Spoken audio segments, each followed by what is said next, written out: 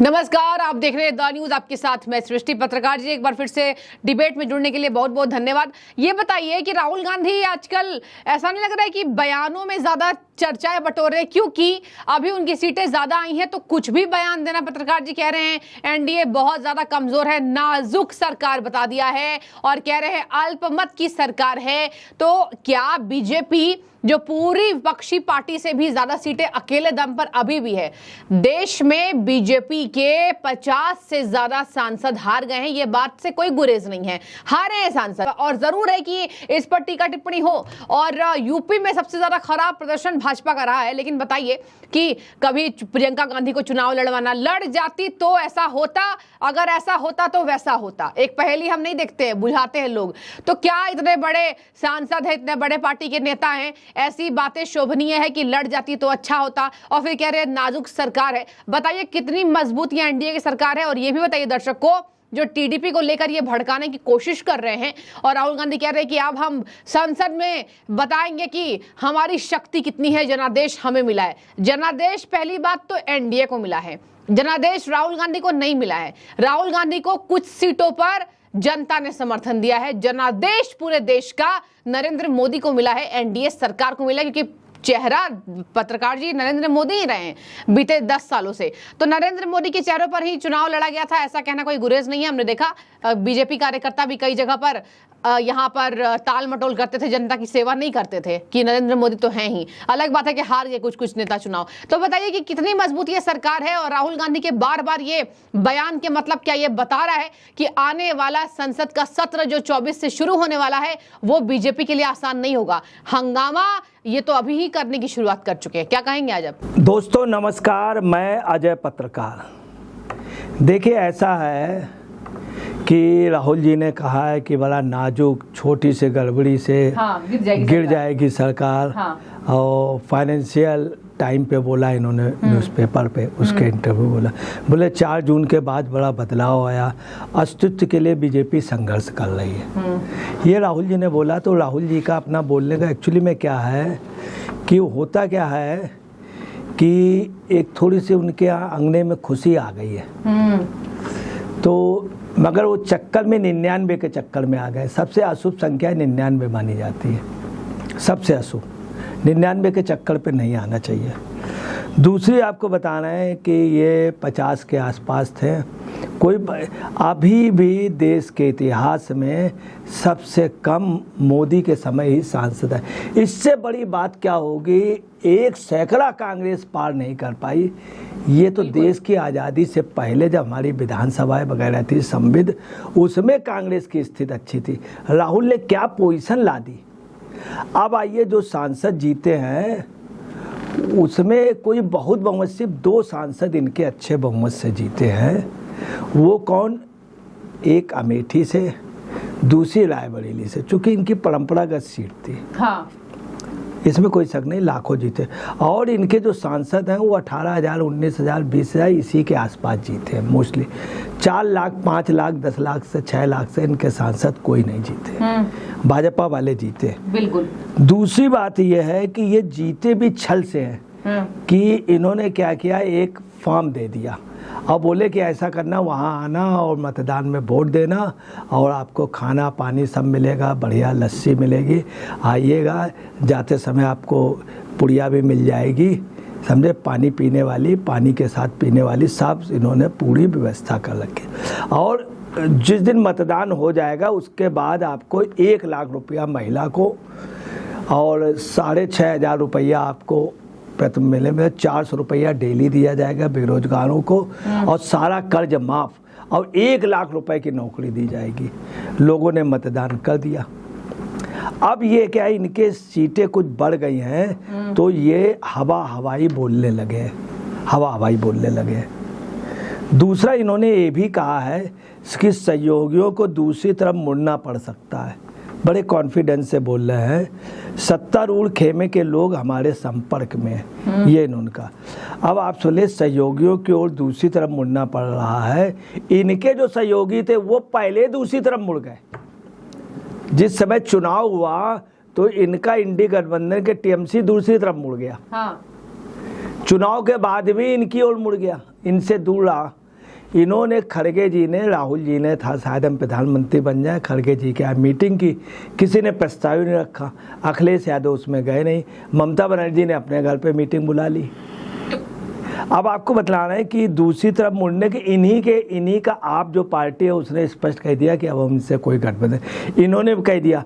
कल परसों आप पार्टी के खिलाफ में कांग्रेस ने दिल्ली में प्रदर्शन किया, उधर पंजाब में विरोध है, इधर आपको बताना है कि हरियाणा में भी यही पोजीशन है कि जितने लोग हैं सब इनके विरोध में आप पार्टी वाले, ये पहले मुड़ गए और इनके सहयोगी, और यही गुजरात में आप पार्टी वाले, तो इनके जो सहयोगी थे पहले ही मुड़ गए। अब जो ये कह रहे हैं सहयोगियों को दूसरी तरफ मुड़ना पड़ेगा, तो अब वो जो सहयोगी हैं बीजेपी के, अभी तक के इतिहास में कभी भी एनटी रामाराव जी ने, चंद्रबाबू नायडू ने कभी भी कांग्रेस से कोई समझौता ही नहीं किया, न टिकट का, न कभी सहयोग लिया, कभी नहीं। ये प्राइम मिनिस्टर भी रहे तब भी संबित नहीं रही इनका बीजेपी के साथ। भाजपा और नायडू की दोस्ती हमेशा पटी है। आज दिन तक हकीकत यह है कि टीडीपी ने भाजपा के साथ गद्दारी नहीं की। बिल्कुल सही। भाजपा ने साथ छोड़ा, अकाली दल से भाजपा ने साथ छोड़ा। अकाली दल कल भी उनके साथ था, आज भी। बीआरएस ने भी कहा, बीजू जनता दल ने भी कहा कि मेरी उनसे केंद्र में कोई मतभेद नहीं। अब ये जो कह रहे हैं सहयोगियों को दूसरी तरफ मुड़ना पड़ेगा, उनका कोई सहयोगी आपके साथ रह रहे, नीतीश कुमार नहीं रहा। नीतीश कुमार के लिए राहुल गांधी ने खुद कहा था, नीतीश कुमार से रिक्वेस्ट की थी कि कांग्रेस का एक मंत्री बना दे, उन्होंने कहा ठीक है बना देंगे, टालते रहे। फिर आपको बता रहे पत्रकार हैं, उनके लिए कहा गया, एनडीटीवी में पहले रहे हैं, उनके लिए कहा गया कि इनको बना दो। उनके भाई को मना कर दिया गया। बिहार का रहने वाला, आप जान गए होंगे पत्रकार का नाम, रवीश कुमार के भाई को नहीं बनाया। तो और नीतीश कुमार ने मौज कैसे ली, जिसमें पटना में मीटिंग हुई तो लालू को इशारा किया ऐसे करके, और ये लालू इनके लिए, राहुल के लिए, तो उन्होंने कहा अरे भाई ये बिटुआ शादी कर ले, मैं बहुत चाहता हूँ, और मौज ले ली राहुल की। ये किसने कराई थी? नीतीश कुमार ने। नीतीश कुमार ने कभी भी नेहरू फैमिली को, सोनिया फैमिली को कभी नहीं। अब आप आइए इनके जो समर्थक हैं, जब सोनिया जी के प्राइम मिनिस्टर बनाने की बात आई तो पार्लियामेंट के अंदर इन्हीं के सहयोगी सबसे पहले शरद पवार कर बोले नहीं नहीं मैं ये बर्दाश्त नहीं कर सकता हूँ, ये देश को मैं लुटने नहीं दूंगा। ये शब्द शरद पवार के पार्लियामेंट में। फिर लोकसभा अध्यक्ष संगमा जी, उन्होंने कहा नहीं नहीं कभी नहीं सोनिया जी को, इन्हीं के खास कांग्रेस में थे ये। फिर क्या हुआ, तारिक अनवर एकदम से खड़े हो गए, बोले नहीं नहीं सोनिया जी को नहीं। अब आप देखिए शरद पवार जो है उनके रहते हुए क्या प्राइम मिनिस्टर बने, अगर ये यही थे तो सरकार क्यों नहीं बनाई इन्होंने? राहुल गांधी, मैं आपको बता रहा हूँ विपक्ष के नेता में भी राहुल गांधी नहीं हो पाएंगे, नोट कर लीजिए। वैसे मैं चाहूँगा हो हिम्मत करें, मगर हिम्मत के लिए पैर भी मजबूत होना चाहिए, और तैयार नहीं है। आदमी भी मजबूत, कमज़ोर नहीं होना चाहिए, कमज़ोर नहीं होना चाहिए। दूसरी आपको बता रहे हैं कि राजनीति में कहा जाता है जो मजबूत आदमी होगा वही लड़ सकता है, इसीलिए कहते हैं मजबूत मर्दाना ही राजनीति में सक्सेस होता है। दूसरी आपको बता रहे हैं, इन्होंने कहा है सत्तारूढ़ खेमे के लोग हमारे संपर्क में, कौन होगा? क्या नायडू जी इनसे बात करने जाएंगे? क्या कभी जाएंगे नीतीश कुमार? अगर है तो कभी बता दे, इतिहास में आज दिन तक गए हो। तो ये एक्चुअली में तीसरा इन्होंने कहा 10 साल अयोध्या में सफाया हो गया। इन लोगों को असली जो खुशी है वो ये है, सबसे ज़्यादा जिस बात में खुश है, अयोध्या में हार गए। मैं आपको क्लियर कर दूं, अयोध्या के आसपास के जो सीटें हैं वो हारे आज से नहीं, मित्रसेन यादव कम्युनिस्ट पार्टी से जब राम मंदिर का इशू हुआ और जब ढांचे की वो हुआ, उसके बाद मित्रसेन यादव कम्युनिस्ट से जीत गए थे। कैसे जीत गए? कम्युनिस्ट पार्टी का वहाँ कोई आधार नहीं था, भाजपा हारी। चूंकि आसपास वहाँ पे अल्पसंख्यक समाज है और विधानसभा में सब ने मिल करके एक अयोध्या विधानसभा में भाजपा जीती है अयोध्या में। फिर इन्होंने कहा 10 साल इन्होंने अयोध्या में सब काम किया। इनको सबसे बड़ा राम मंदिर कोई नहीं चाहता था, अयोध्या में कोई विकास हो, कांग्रेस के शुरू एजेंडे में रहा, शुरू से एजेंडे में रहा। और इनको खुशी हुई, चलिए मैंने एक अलंगा लगा दिया, किसी तरह यहाँ रोक लिया।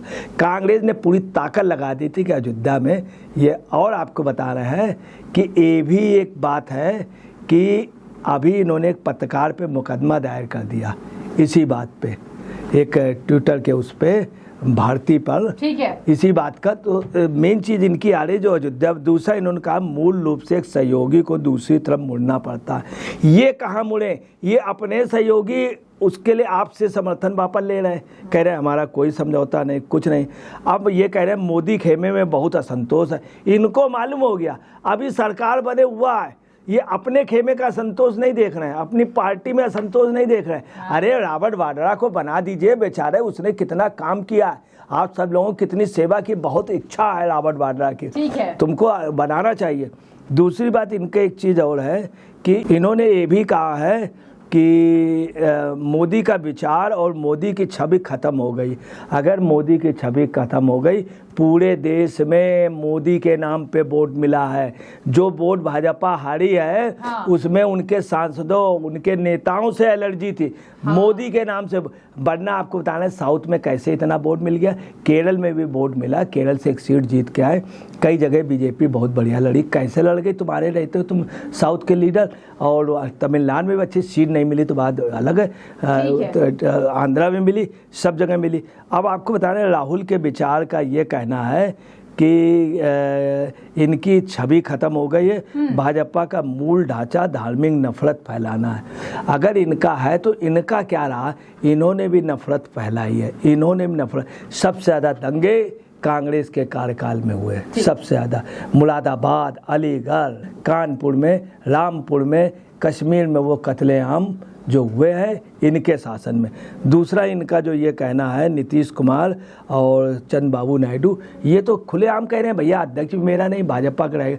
कुल मिला करके ये इनको बयानबाजी की आदत है, काम कुछ नहीं करना। अब इनको काम कुछ नहीं करना, बैठे बैठे इन्होंने एक पुट छोड़ दिया।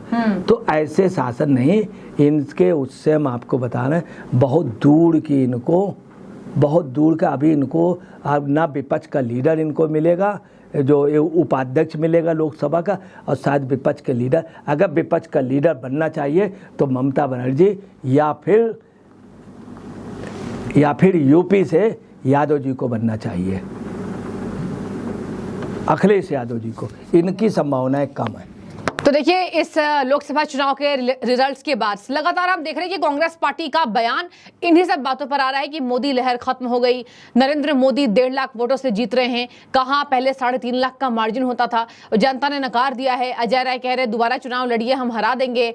प्रियंका गांधी वाड्रा वायनाड जाने वाली हैं। रायबरेली सीट परंपरागत सीट है, छोड़ ही नहीं गई कांग्रेस से। अब देखने वाली बात होगी विधानसभा चुनावों में ये जो यूपी के 2 लड़के हैं, लड़के क्या कहें, अब वयस्क ही हैं, 50 साल से ज्यादा उम्र हो गई है, लेकिन अब देखिए यहां पर 2 लड़के, जो कहा जाता है नारा है, बहुत पहले का नारा है। अब देखने वाली बात होगी विधानसभा चुनाव में किसका रहता है कमाल। लेकिन एनडीए की सरकार है, इससे कोई झूठ नहीं है, देश में वापस से एनडीए नीति सरकार बन गई है। अब देखिए प्रधानमंत्री, अभी मैं देख रही थी तस्वीरें, प्रधानमंत्री काशी गए हैं पहली बार जीत के बाद। इस लोकसभा चुनाव के बाद दशाश्वमेध घाट पर आरती कर रहे हैं। उनके साथ यूपी के बुलडोजर बाबा यानी कि सीएम योगी आदित्यनाथ की मौजूदगी रही। अब देखने वाली बात होगी इन तमाम दावों के बाद संसद का सत्र कैसा चलता है। क्या एक बार फिर से विपक्ष हो हंगामा करती नजर आएगी या फिर शांति से देश हित में फैसले लिए जाएंगे। पत्रकार जी बहुत शुक्रिया विश्लेषण से जुड़ने के लिए। आपकी क्या राय है जरूर कमेंट कीजिएगा।